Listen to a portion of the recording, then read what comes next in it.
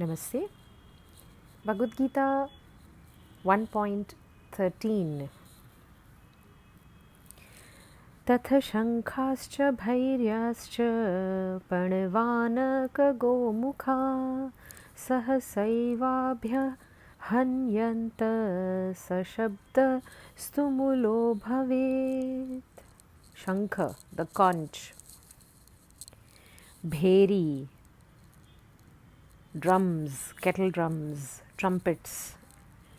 It shows the richness we had for the musical instruments. It shows that we are so blessed with art, music, everything.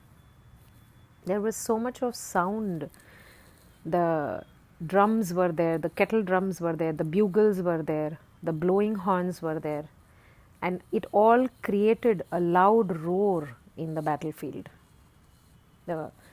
All together, it created the entire Kaurav army heard the sound of Bhishma Pitama's conch, and then they started playing. So the shlok speaks of the beautiful,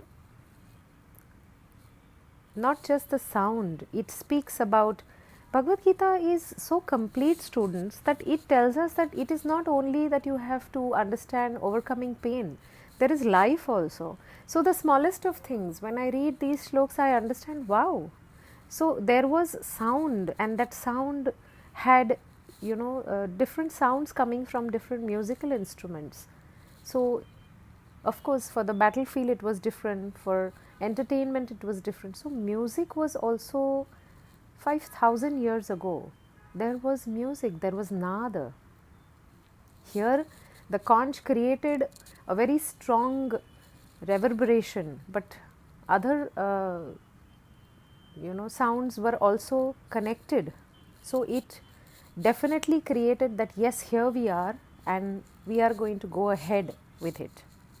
Shlok 14th speaks of Krishna seated in a huge beautiful chariot with white horses. Madhav and Pandav also blew their divine conches. So finally the mention, Sanjay tells King Dhritarashtra that Madhav, Krishna, and Pandava. You will also see each character, whether it is Krishna, whether it is Arjun, they have different names. Arjun is known as Savyasachi, Arjun is also known as Dhananjaya, Krishna is known as Madhava, Arjun is also known as Kunteya, Kaunteya. So it's so beautiful. And one more thing we will understand as we move ahead, each person was addressed by the name, they carried the mother's name. So it shows the openness, it shows the reverence for the Shakti. Mother, Ma, was considered to be the ultimate. Without mother, there was nothing. So each son carried their mother's name. So if it was Bhishma Pitamaha, he was known as Gangaputra Bhishma. His name was Devavrata, but Gangaputra. So because his mother was Bhagirathi, Ganga. If it was Arjun, it was Kaunteya, Kunti Putra. So beautiful. So Devaki Nandan, when we speak about Krishna, Nandan means the loved one. So Devaki Nandan. Here in this shlok 14,